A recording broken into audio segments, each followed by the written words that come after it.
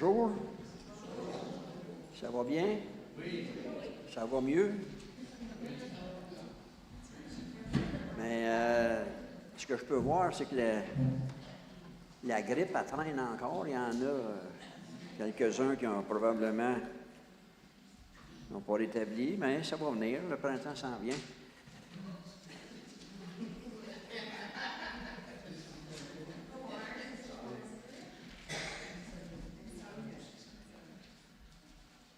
Ceux de mon âge, vous allez sûrement dire comme moi que le temps passe extrêmement vite.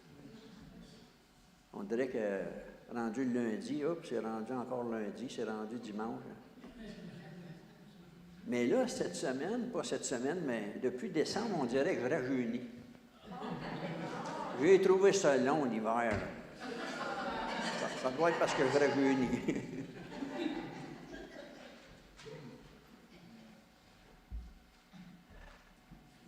Et avant d'aller aux choses sérieuses, on va se courber. Père éternel, ce matin, on va regarder encore une fois une partie de ta parole. Et comme à toutes les fois, je me sens vraiment pas digne de parler de toi, de parler de ta parole. J'ai vraiment besoin de ton esprit. Puisque c'est ton esprit qui a inspiré cette parole, j'ai besoin que tu la fasses comprendre, qu'on puisse vraiment être disposé aussi à mettre cette parole en pratique. Amen.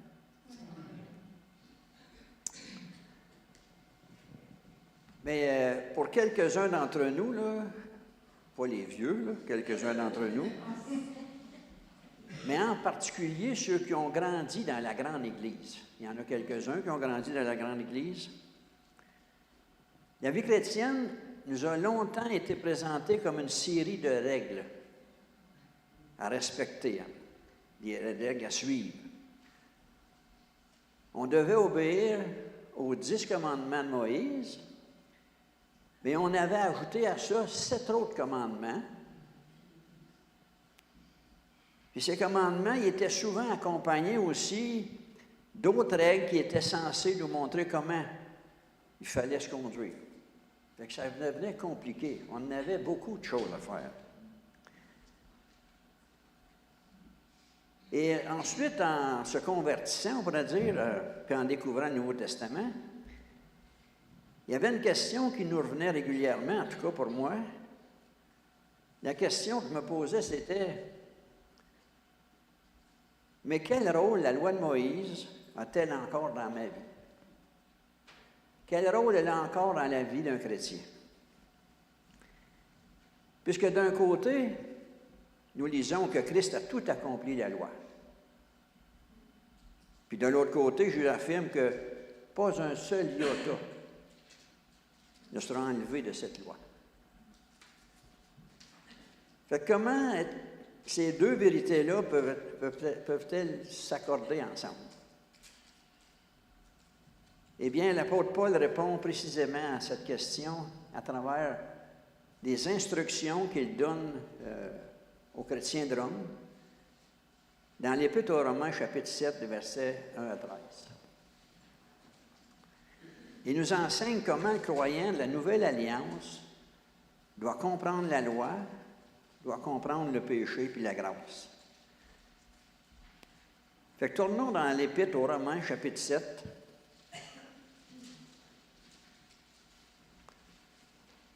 et lisons à partir des versets 1 à 13.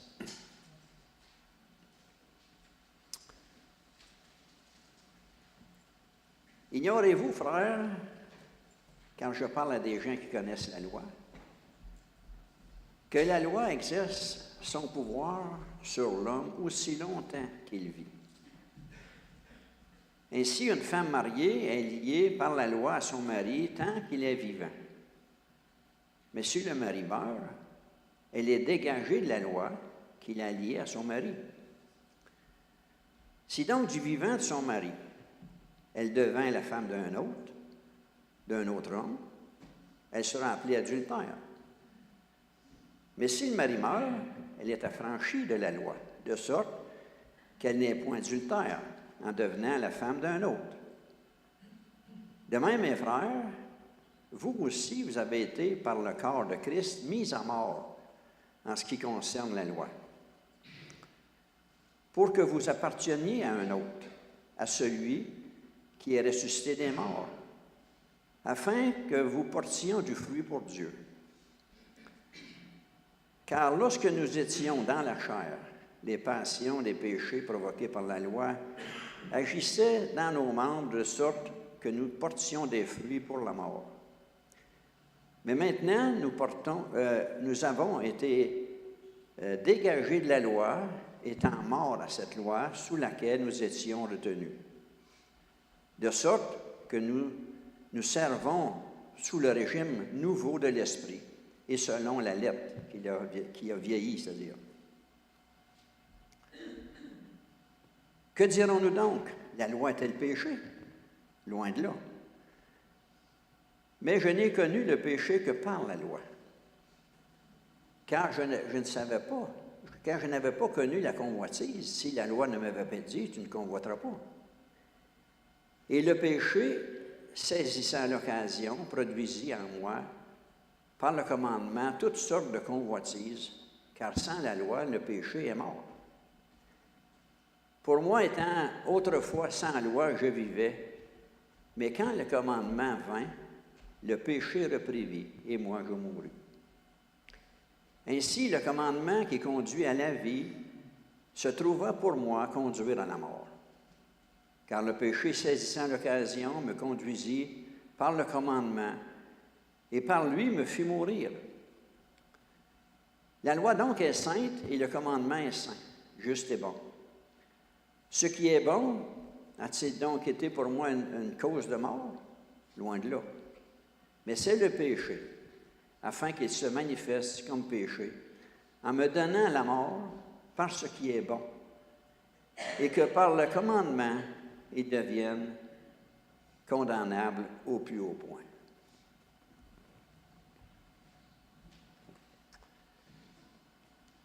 Dans sa première instruction, les versets 1 à 6, Paul il veut enseigner les chrétiens de Rome en leur affirmant qu'ils sont maintenant libérés de la loi pour appartenir à Christ. Au verset 1, Paul va commencer par les identifier comme frères et sœurs. Ce qui veut dire que pour Paul, il s'adresse vraiment à des croyants. Et là, il leur demande s'ils ignorent. Puis c'est comme s'il faisait une pause pour leur mentionner qu'il parle à des gens qui connaissent la loi.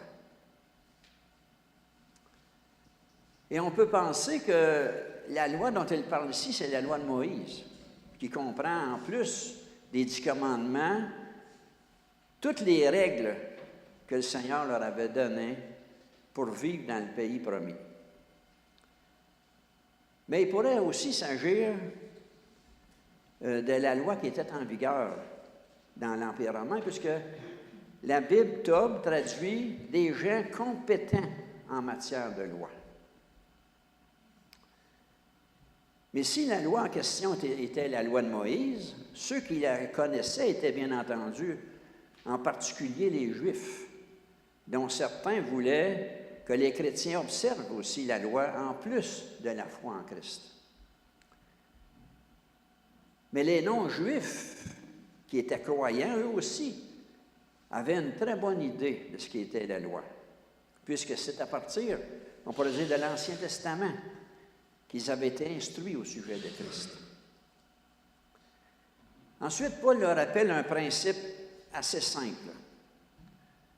Il dit que la loi exerce son autorité sur une personne aussi longtemps qu'elle vit, tant qu'elle est vivante. Parce que c'est bien entendu qu'une personne qui est morte, elle ne peut pas obéir à la loi. Elle est morte. Et pour que ses lecteurs comprennent ce qu'il voulait leur faire comprendre, Paul va leur donner un exemple sur le mariage, mais en particulier à propos d'une femme mariée. Ainsi dit-il au verset 2, « Une femme mariée est liée par la loi à son mari tant qu'il est vivant. Mais si son mari meurt, elle est dégagée de la loi qui la liait à lui. Si donc, dit-il au verset 3, si elle devint la femme d'un autre, du vivant de son mari, elle est considérée comme adultère. Mais si son mari meurt, elle est libérée de cette loi, elle est libérée aussi de l'alliance qu'elle s'était engagée à respecter. De sorte que, à ce moment-là, elle n'est pas adultère en devenant la femme d'un autre. Ce qui veut dire que, par l'exemple du mariage, Paul affirme que la loi lie les époux pour la vie par leur vœu de mariage et leur engagement.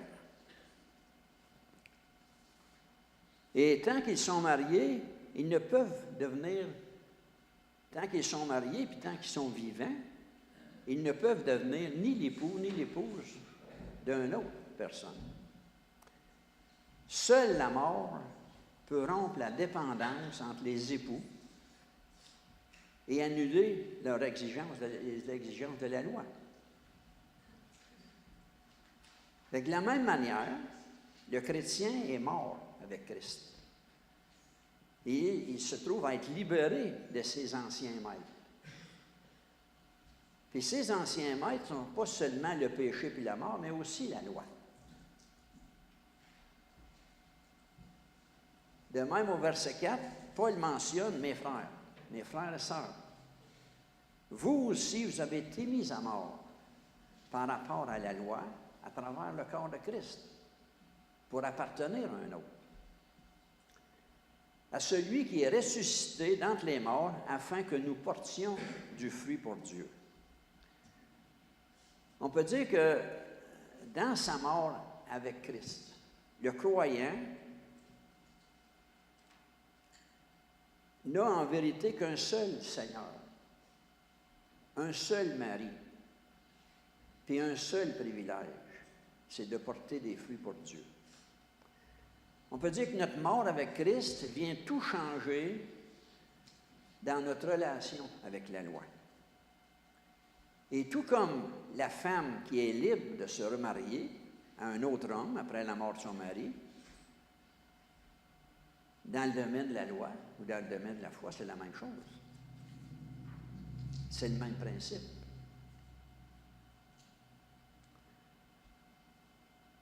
Alors, que signifie que nous sommes morts à la loi?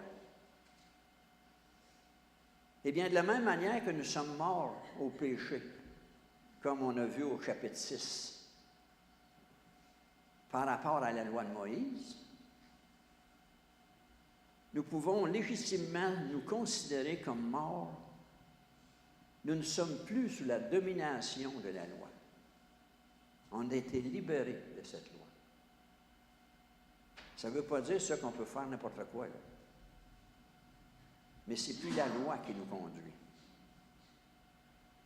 Maintenant, la loi ne peut plus nous accuser ni nous condamner puisque Christ est mort pour accomplir ce que la loi exigeait de nous.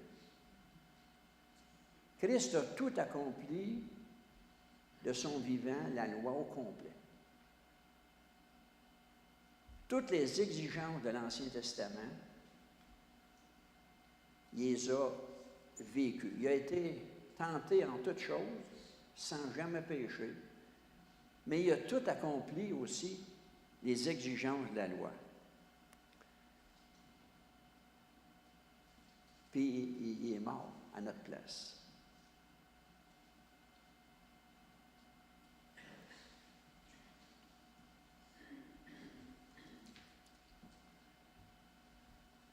Et en plus, que la loi ne peut plus accuser une personne pour un crime qui a été déjà puni.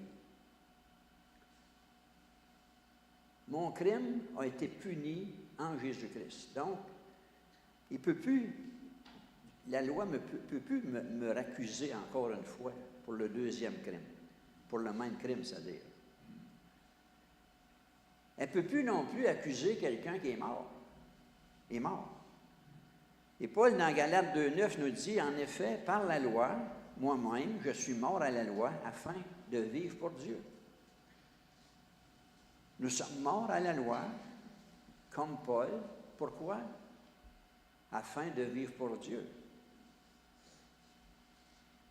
De la même manière qu'une femme dont le mari est mort ne lui appartient plus, elle peut maintenant légitimement appartenir à un autre. Nous appartenons maintenant à un autre.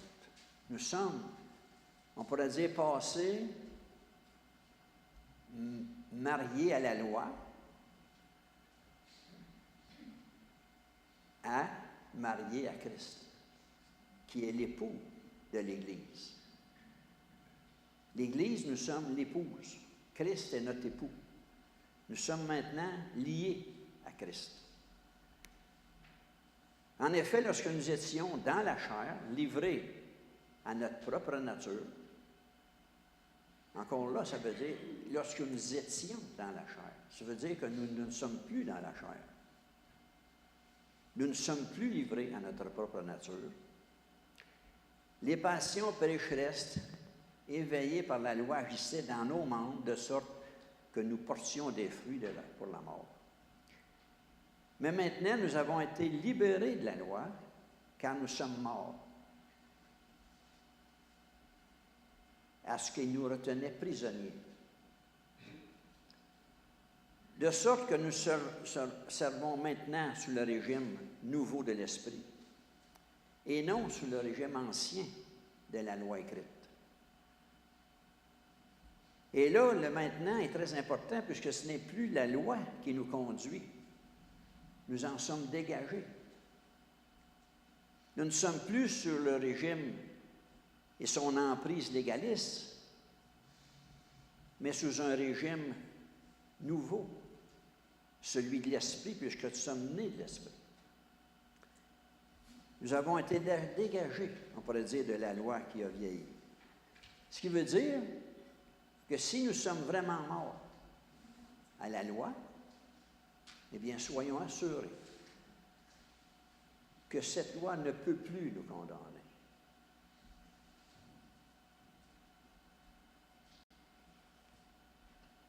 Et dans sa deuxième instruction, les versets 7 à 13, Paul va enseigner sur le rôle de la loi et de la gravité du péché.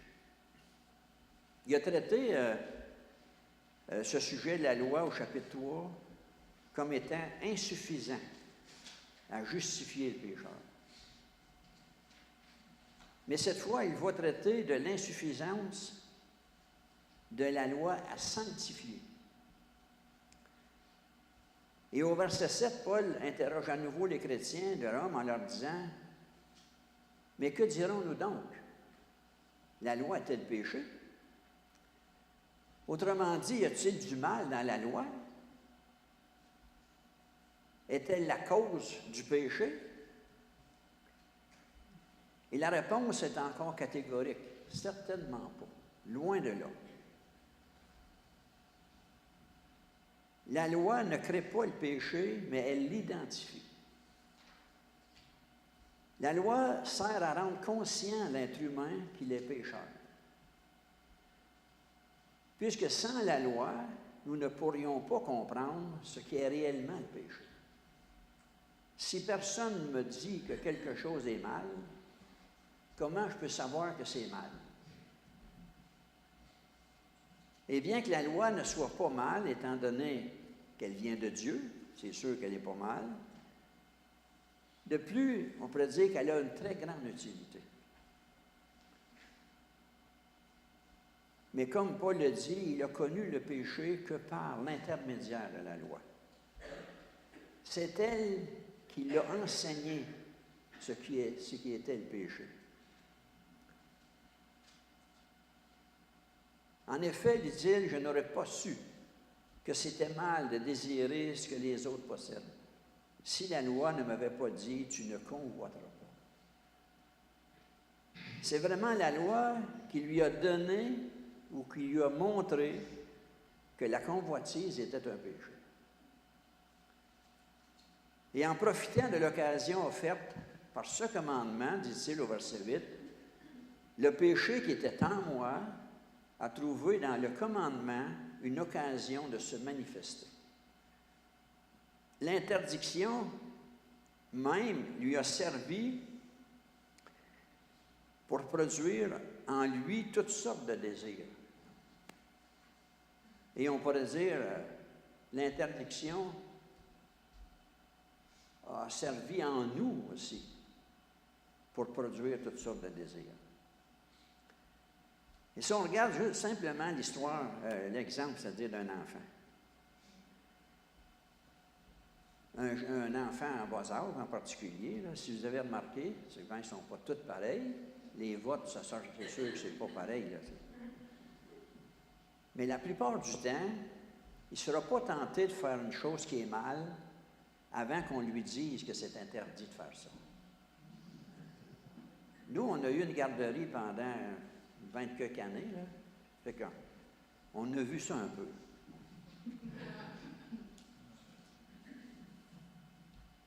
En effet, sans la loi, le péché est mort, sans puissance.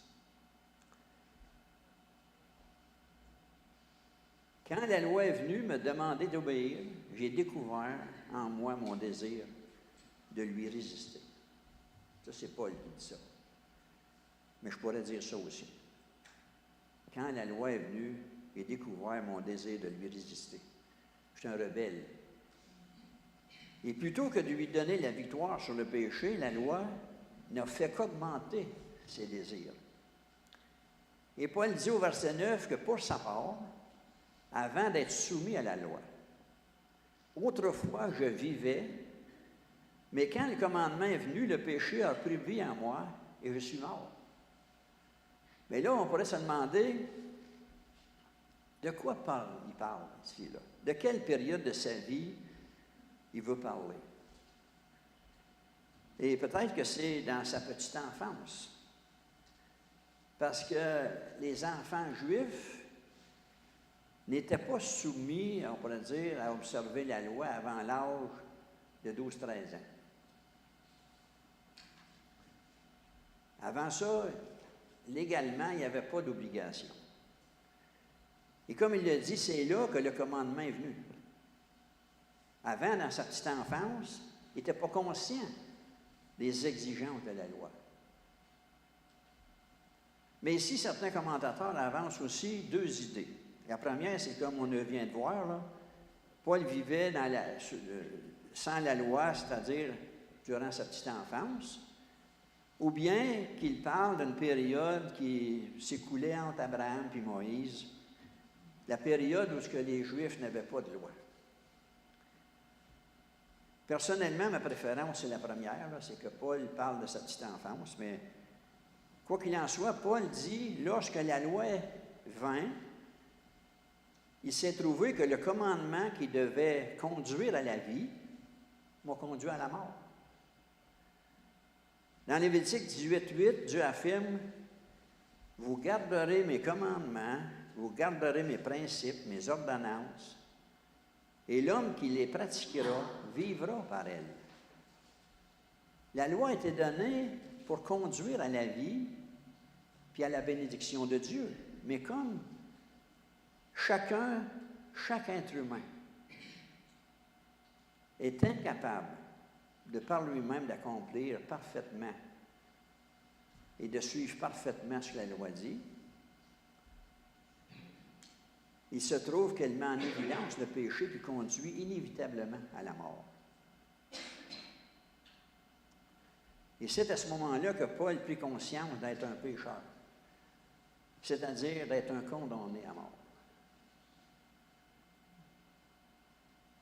Le livre de l'Exode nous donne un bon exemple, parce que peu de temps après que Moïse a reçu la loi sur le mont Sinaï, avec les 10 commandements, dont un des commandements dit « Tu ne te feras pas de statue. » Aaron a fabriqué un veau d'or pour le peuple. Donc, plutôt que de le conduire à la sainteté et la paix, de lui donner la vie, le commandement de Dieu, on pourrait dire, avait élevé un mur entre Dieu et lui, puis a plongé dans la mort. En effet, le verset 11, le péché saisissant l'occasion, a fait par le commandement, m'a trompé, et par lui m'a donné la mort.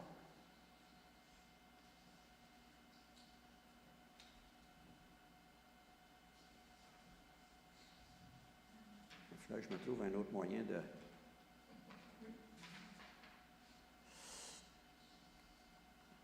Ainsi donc, au verset 12, la loi est sainte, puis le commandement est juste et bon. Parce qu'elle vient de Dieu, c'est le fruit de la sainteté de Dieu. Ensuite, au verset 13, Paul repose encore une autre question. Il demande, mais ce qui est bon, est-il donc devenu synonyme de mort pour moi? Et la réponse est encore certainement pas. Au contraire, le vrai coupable, c'est le péché, c'est pas la loi. Sa véritable nature va être démasquée. Et on pourrait dire que la loi s'est manifestée comme péché en me donnant la mort parce qu'il est bon. Et ainsi, par l'intermédiaire du commandement, il montre son caractère extrêmement mauvais. Avant d'entendre l'Évangile puis d'être convaincu par le Saint-Esprit, nous étions, nous aussi, parfaitement inconscients de la gravité du péché et de ses conséquences, qui est la mort dans laquelle nous marchions.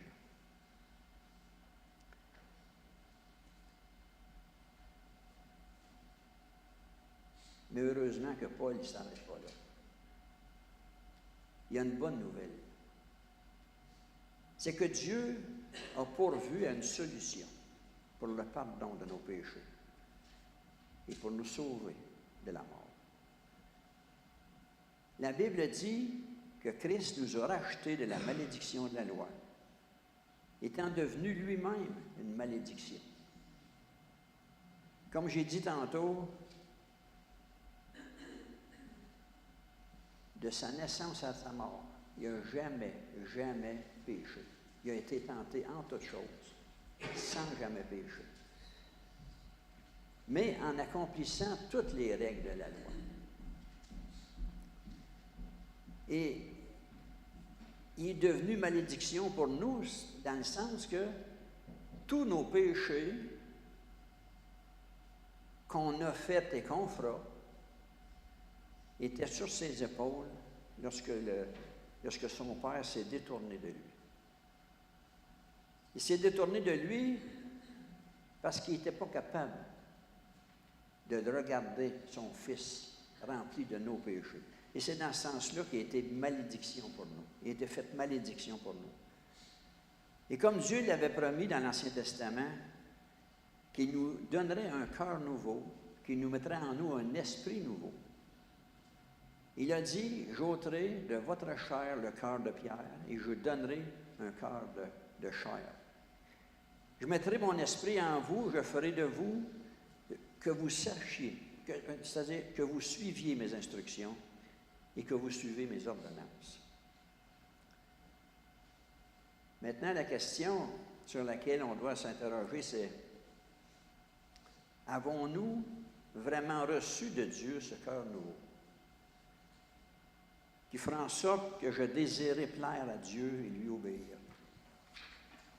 Pas parce que la loi me le demande, mais parce que je le désire le faire. Malgré mes faiblesses, oui, je vais tomber, mais mon désir profond, ça va être de suivre Dieu, ça va être...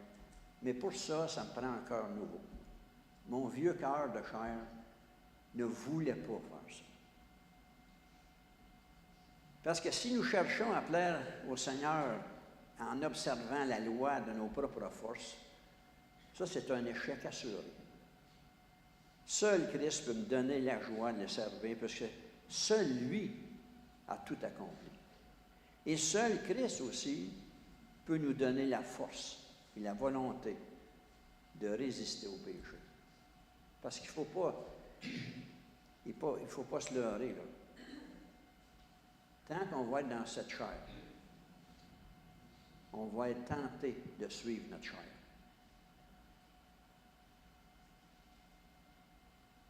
Mais si on est un enfant de Dieu, le désir, même si on est tenté, le désir est là de suivre Dieu. Mais c'est seulement que par sa force, parce que c'est lui en nous qui va nous donner la force de résister au péché. Prions. Père du ciel, on veut te remercier que tu peux nous rassurer par ta parole, qu'on ne sommes plus sous le régime de la loi, mais nous sommes maintenant sous le régime de l'Esprit. Et là, je parle pour ceux qui sont nés de nouveau, pour ceux qui ont mis leur confiance dans ton Fils, dans le sacrifice de ton Fils, qui a payé chacun de nos péchés. Si nous avons mis notre confiance complète dans ce sacrifice-là, on peut compter sur ta fidélité, on peut compter sur ce que tu as accompli, toi, à la croix, et non sur ce que nous avons accompli. Et c'est la confiance en toi aussi, on pourrait dire par reconnaissance aussi pour ce geste qui va nous pousser à te suivre, à t'obéir de tout notre cœur. Amen.